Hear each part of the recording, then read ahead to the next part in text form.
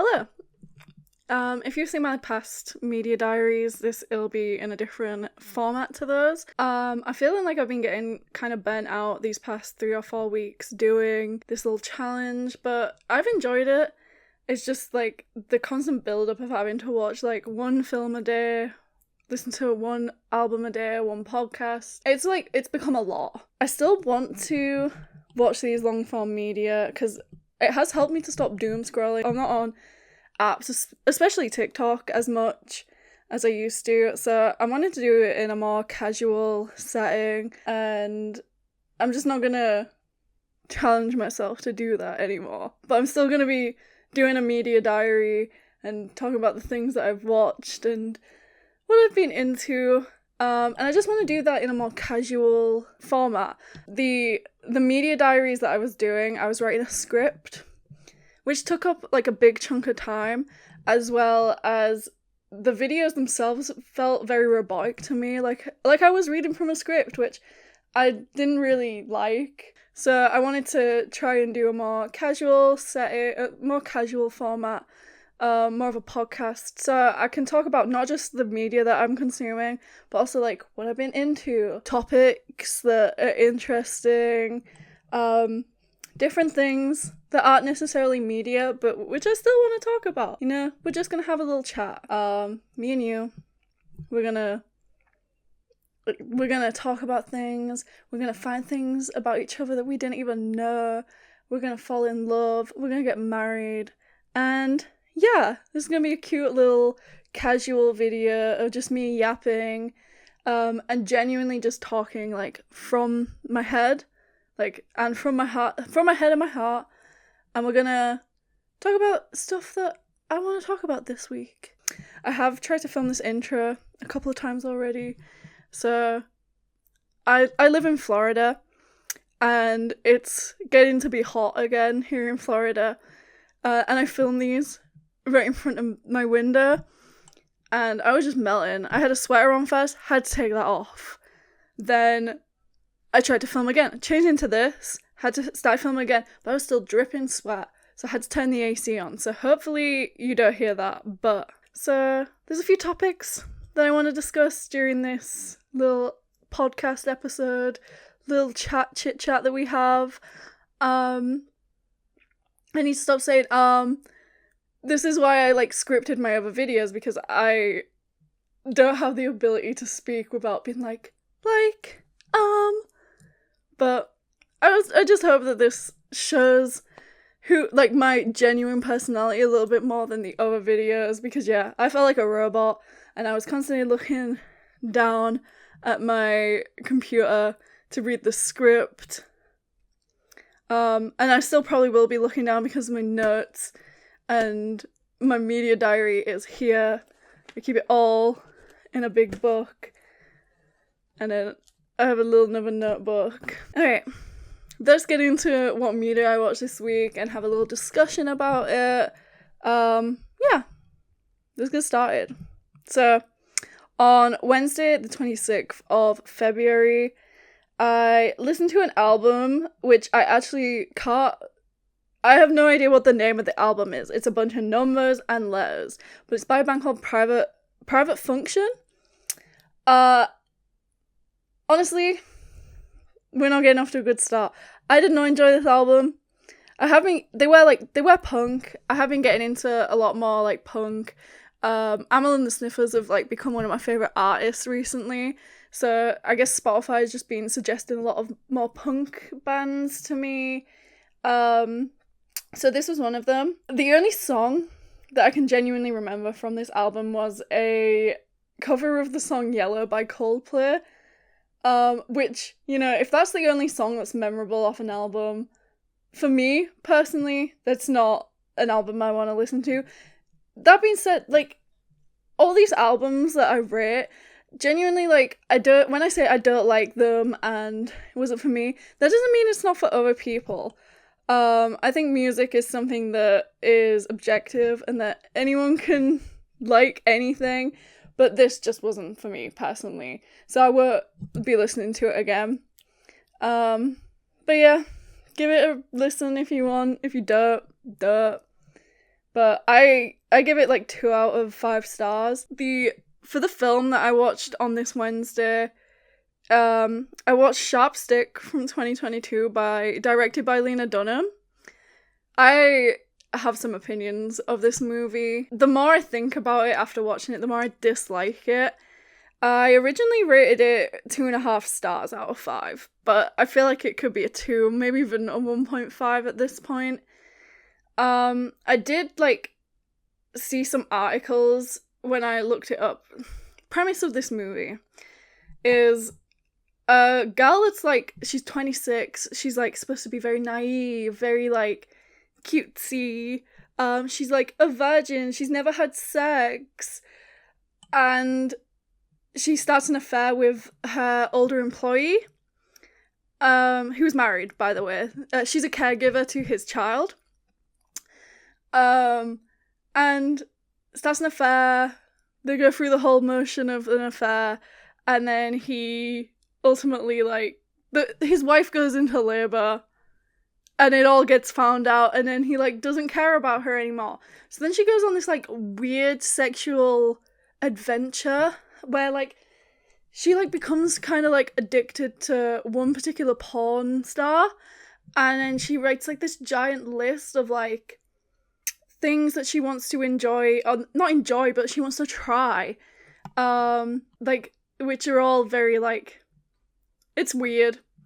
I'm not particularly a fan. It feels like a sexual exploitation film to me, and the worst part is that the main character is very clearly, like, neurodivergent coded, like, so very to a T, like, and she's doing all this stuff, and it feels like an exploitation of, like, autistic sexuality. In several articles I read about this movie, Lena Dunham had, like, outright said that the character isn't supposed to be isn't supposed to be presented as autistic, but, like, an autistic, a spokesperson for, like, an autism charity, or some sort of, like, psychologist or something like that, outright said that, like, Lena Dunham had, like, approached her on the subject of, like, how to portray this character,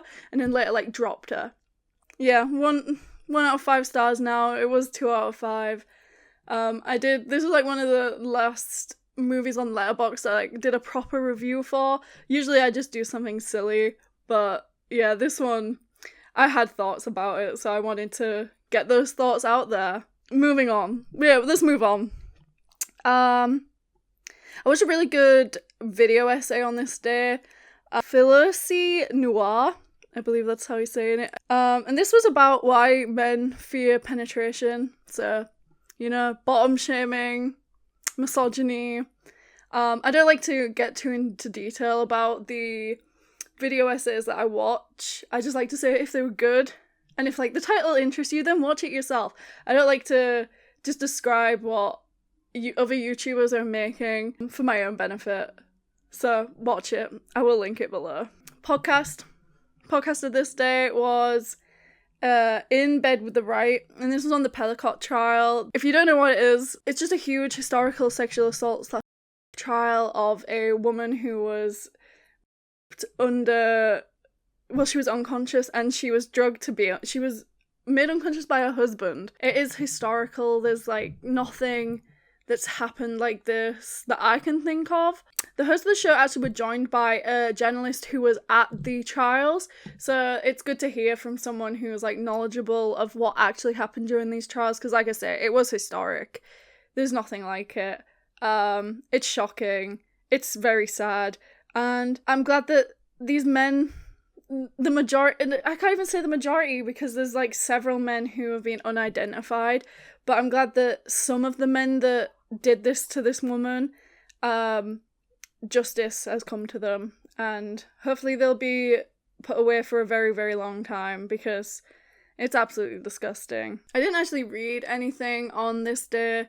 I think I've mentioned before, like, reading is the part that I struggle the most with doing these challenges, so it is something, like, I want to improve on, but the only way to do that is to read, so I just need to like force myself to read more.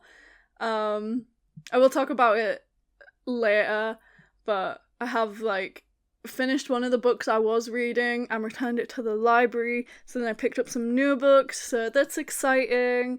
I always love reading something new, and yeah. But let me just get straight into the next day of my media diary. This was Thursday the 27th of February. On this day, I watched The Road to El Dorado from 2000. This is a fun movie. It's a fun animated movie that, you watch in your childhood and you remember.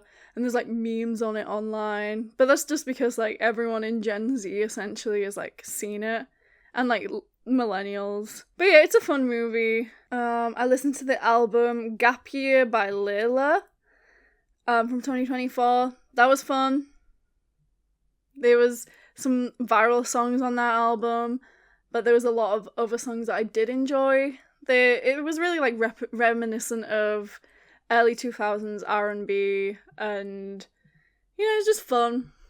Something fun to listen to. Fun little R&B pop, bedroom pop, indie kind of vibe. I'm still in like I'm still listening to the new podcast that I discovered, Conspiracy She Wrote. Actually, no, this was the first day I listened to it. So this podcast is essentially like debunking popular conspiracy theories. So I enjoy that. They have got like a 5-part series called Ladies Stay Safe, which for some reason I started listening to in the wrong order, so I did start with episode 5, which is the Super Bowl trafficking myth. It's just debunking conspiracy theories that, most of the time it's perpetuated by the right. They love their conspiracy theories. So, yeah, it's just fun to listen to. Obviously, when I was younger and, like, Shane Dawson was popular, I would, like, be into conspiracy theories. I'd be like, yeah, oh my god, it is crazy that Chuck E. Cheese is, cutting up pizza slices and putting them together. It's crazy. But now, like, conspiracy theories are just, like, make people sound insane. Which isn't fun. So it's fun to have a podcast of, like, someone debunking them and, like, talking logically about why these conspiracy theories are so prevalent. Video essay. This one was a good one. Worst TikTok mom loves to date killers in prison and make daughters call them daddy by Rotten Manga. This was about, obviously, Ash Trevina, who is, like, an insane character on TikTok. Like, she's a real person, but, like, she feels so much like a character. I just remember, this has nothing to do with the actual video, but I just remembered, like, I saw a TikTok the other night of that Santos guy who, like, he's involved with her, like, on a live, claiming that he was cloned and that he's been asleep for the last 4 months and he doesn't, like, have an idea what's going on. That just made me laugh. That's why I started laughing. But this video is really well done. It's, like, a whole history of Ash Trevina, how she ended up like this. I feel really sorry for her daughters. I can't imagine having a mum like that. And yeah, I just hope they're okay. But yeah, this video is really good. It's really informative. Like, when you're just, like, seeing it on TikTok, you're not getting, like, the full story in, like, chronological order. I know it did go, like, super popular on TikTok, because that's why I ended up watching it, because I heard someone be like, this video is crazy, I didn't know all these things about Ash Trevina. So yeah, I would recommend giving it a watch if you haven't already, but likelihood that you have is, like, higher than not. Yeah, that was everything I did on that day. Again, didn't read. I'm gonna try harder to read. I've been reading more, but it's just kind of hard. But, like, reading is so important.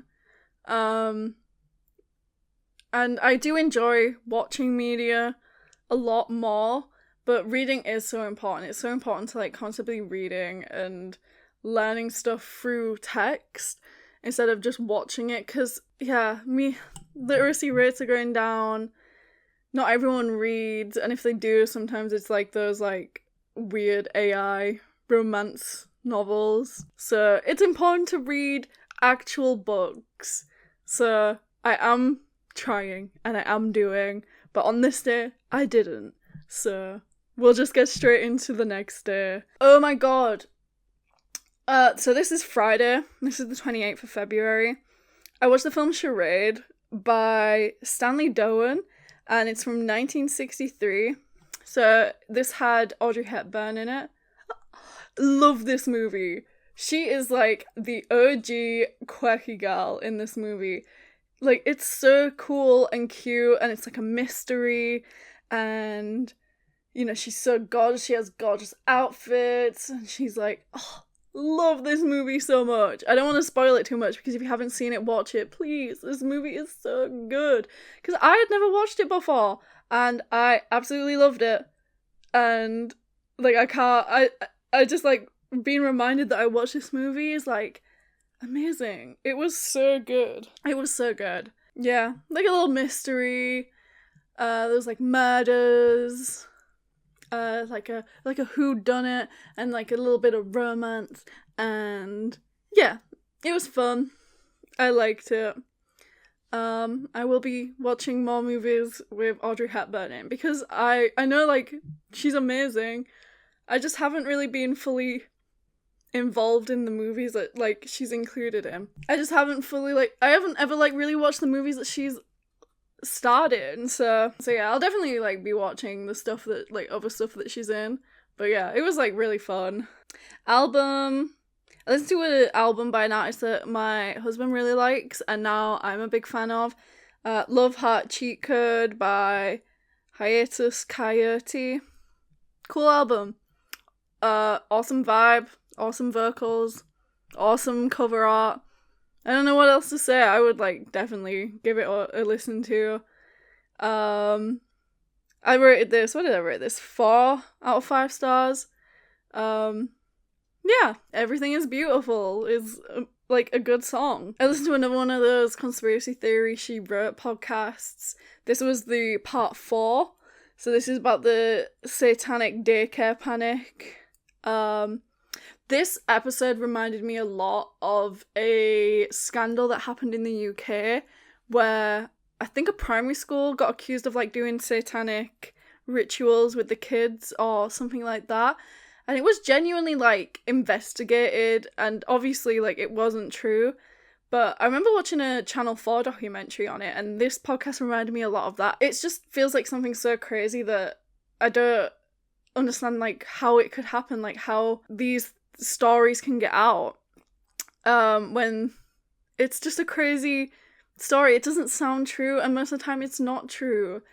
So to hear that like it happened also in the US is interesting. Feels like some sort of phenomena where like people are so worried about their children, like especially with like daycares and primary schools. A lot of the time it's like some of the first times that like parents are fully away from their children, so maybe it's like a case of they're just worried, and then it like spirals into like they're doing like satanic rituals with my children. It's just strange and interesting. This podcast was good. Probably my favorite out of this series so far. So yeah, I would definitely give it a listen. All the podcasts that I recommend I would give a listen to. They're all very interesting. I take my podcast very seriously. Podcasts are like one of my favorite things, as well as video essays, and yeah, I love to hear people talk. I love to hear people's opinions. I love to learn. But yeah, give it a chance. Please give it a chance. No, give it a listen. You'll probably like it if you're watching these videos. If you're watching my videos, you probably will like it. I did read this day. Everybody congratulate me. So the book that I returned to the library quite recently was Monster She Wrote, The Women Who Pioneered Horror and Speculative Fiction by Lisa Kroger and Melanie R. Anderson.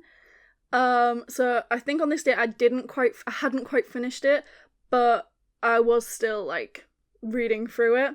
this book is fun.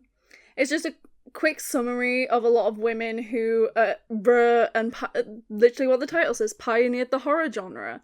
I think by this day I was like in the pulp horror writers, so like the women who wrote short stories for pulp magazines back in like the mid 1900s. Yeah, it's a good book.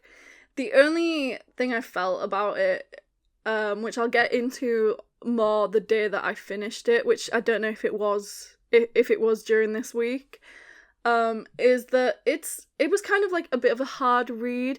It was a lot of information about lots of different people being like thrown at you. But that being said, some of the writers and some of their pieces I became like interested in reading. And I'm not necessarily a fiction reader. I find fiction very hard to read because I find it hard to like visualize images in my brain.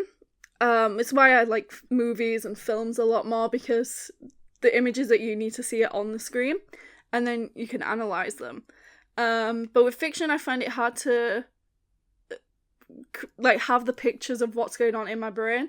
Saying that, from this book I have decided to like give fiction another go and picked up a few fiction books from the library when I returned them. So I will get into that when the time comes for it. The video essay that I watched was Is Filth Art? Austen's Public Access and Raw Time by Soundboard.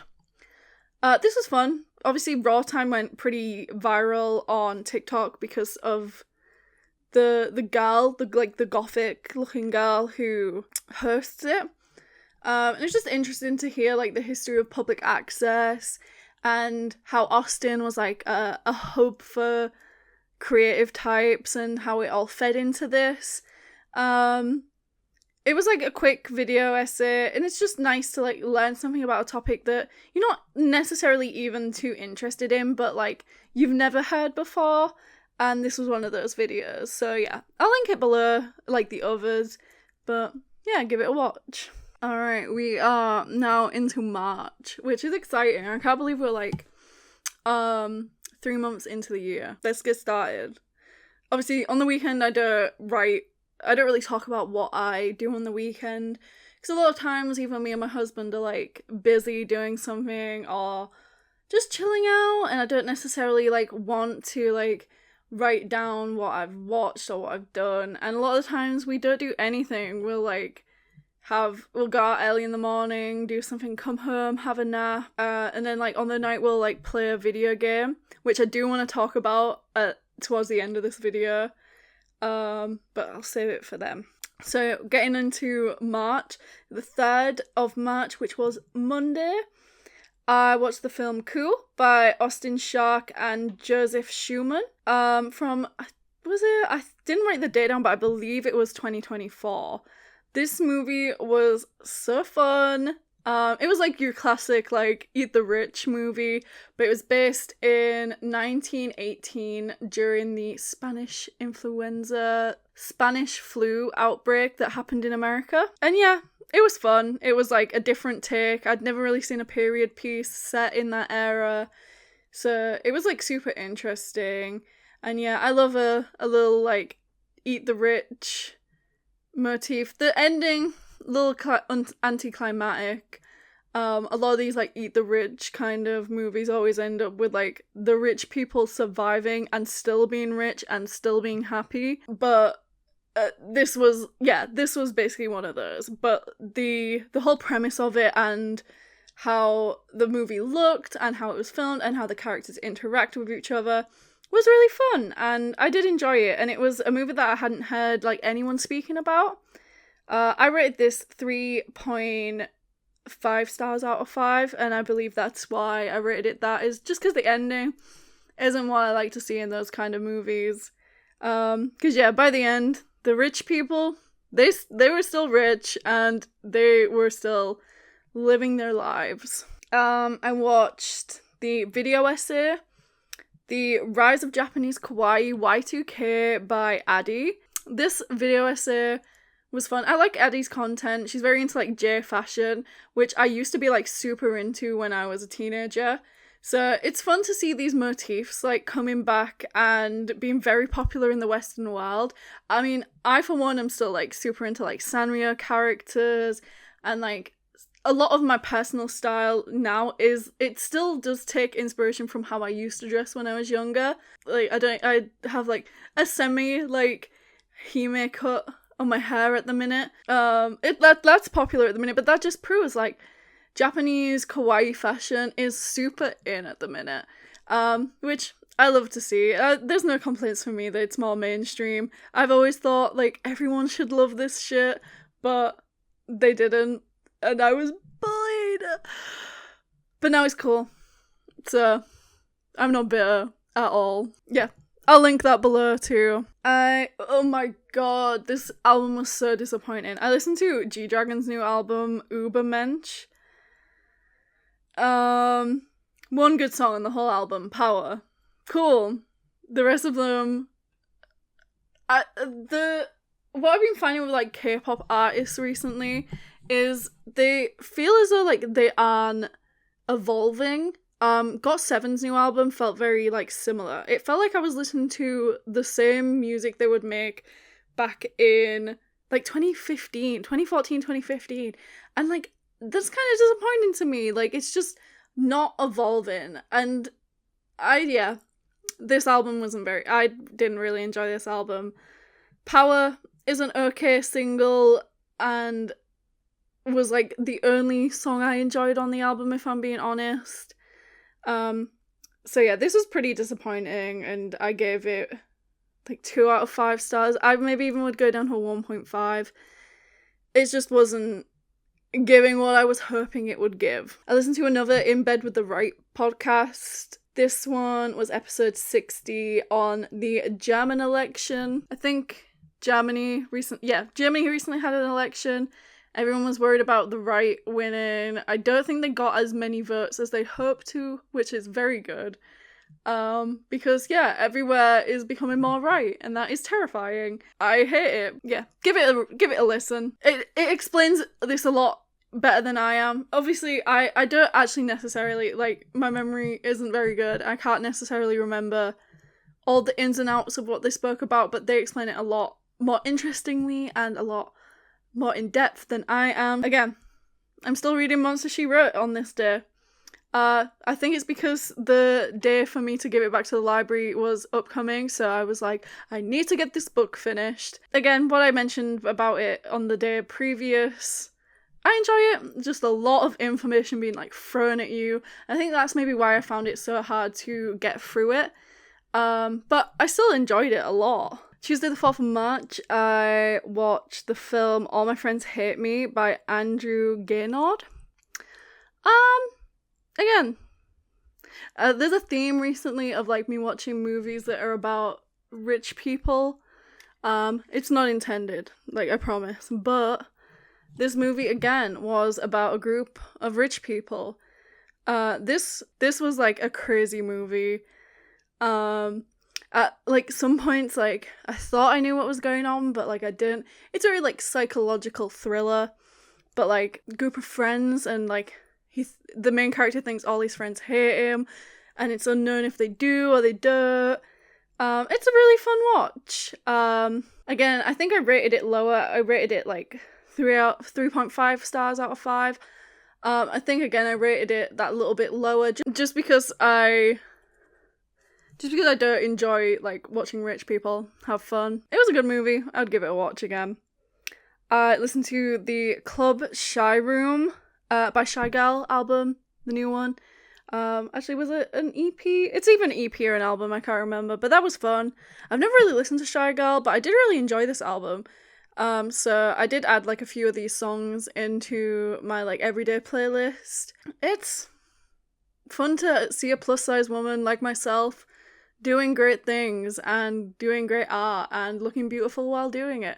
So I should have listened to Shy Girl a lot earlier than now, but I really liked it. I'm glad I listened to it now, and yeah, it definitely will be like in my current rotation of music. Again, I listened to another Conspiracy Theory She Wrote episode. This one was on Anita Bryant, Bathrooms and Backlash. Yeah, this episode is again about conspiracy theories of like predators in the bathrooms and how like we shouldn't have mixed gendered bathrooms and how women are such delicate flowers that need to be protected. It's like, if you're gonna get sexually assaulted, it's just gonna happen. It doesn't matter if it's in the bathroom or in public or whatever.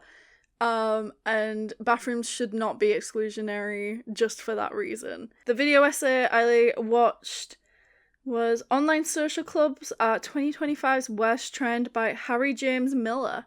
I'd never watched this YouTuber before, but the premise of this video seemed really interesting. As I'd heard about like these elite social clubs that are like online, just for people to basically cosplay like high luxury. It's very weird to me, and if I found out like someone close to me was like paying like over like almost like 10 grand a year to be in these like little fake social clubs, like I'd like reevaluate my relationship with them. It's like very strange to me. Like in real life social clubs, I can understand more, but these like online ones, it's weird. It's very strange. Give this video a watch. I will link it down below. And again, like the day before, not much I can say, but I read more of Monster She Wrote.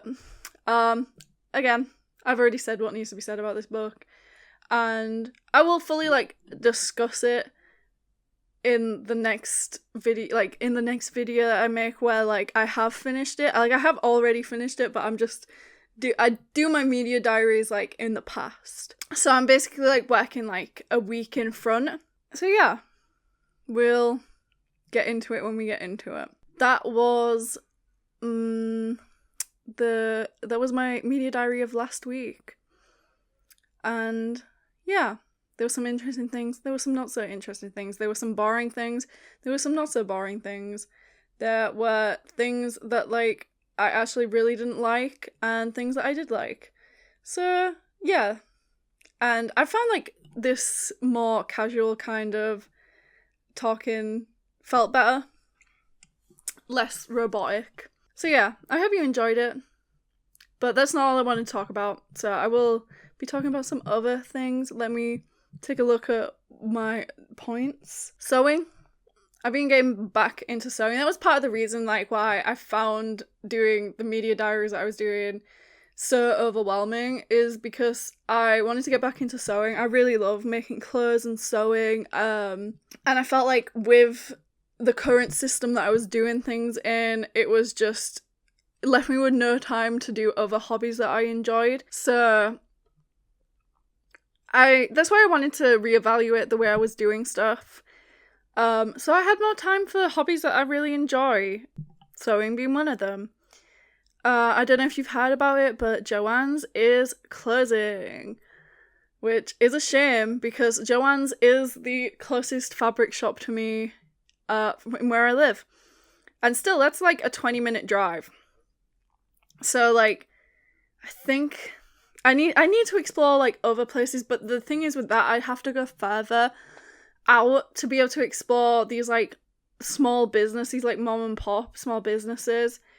So Joann's was just more convenient, and you get to actually feel the fabric, see what you're wanting. So yeah, it's like a shame. It's gonna affect the crafting community a lot, I believe, because Joann's was like, it was such a big chain store. Like there was a lot around, so it served the crafting community well. Like I know a lot of people who crochet and knit, like they'd get their yarn from there. And for me, like sewing, like I said, I like to be able to see the fabric in person, I like to be able to feel it. And it's just, that's not something you can necessarily do online. So it's a real shame that Joann's is closing. But with that being said, they're having a sale. So yeah, I did go to Joann's to pick up some fabric, and the sale bug like overtook my brain. Like I was in like some sort of trance, because despite the fact that these fabrics were on sale, I did end up spending $120 on fabric. But now I have lovely fabric that I can sew and make beautiful skirts with. But yeah, it's a shame that they're going bankrupt again. And we really know the reasons why. It's because of Trump's tariffs. But at least I can get nice fabric before it closes. Epcot food, no, not Food and Wine. It is Flower and Garden at Epcot. If you aren't aware, me and my husband are annual pass holders to Disney World, which has been my childhood dream. Not necessarily childhood. I first visited Disney World when I was 17. If you can say that's childhood. But we are annual pass holders, so we will be visiting Flower and Garden, which is our favourite Epcot festival, on Saturday. It's wonderful. I love seeing all the plants, I love seeing the topiaries, but more importantly, I love the food and the alcohol. There's lots that I'm looking forward to, and this particular festival is good because I'm vegetarian, so they do have a lot of plant-based items at this festival, so that's exciting. I want to try the avocado toast from Brunch Court. I saw that they had some vegetable dumplings in the China Pavilion. I saw that they had brought back frushi. But usually me and my husband just go around, see what looks good. Ooh, they had plant-based biscuits and gravy this year, which I'm also excited to try. Because moving to America, I've really gotten into, like, biscuits. To me, biscuits were like a chocolate digestive. But now, biscuits are delicious, savoury bread scones. They're so good. Publix does, like, these cheddar and herb biscuits that are so good. But they're, like, rare. Like, not rare, but, like, you need to be there when they drop. They're the drop of the season. You gotta be there before the biscuit scalpers get there, or else you're not getting your cheddar herb biscuits. But yeah, I'm looking forward to the biscuits and gravy at Epcot Flower and Garden. Plus, Orange Bird has, like, recently become, I don't know if recent, it's in the last few years, I suppose. Orange Bird has become the, like, mascot for Flower and Garden, which I love. Orange Bird's so cute. My husband really likes Orange Bird, so I'm excited to see the merch and hopefully pick up something. But mostly I'm excited for the food and drink.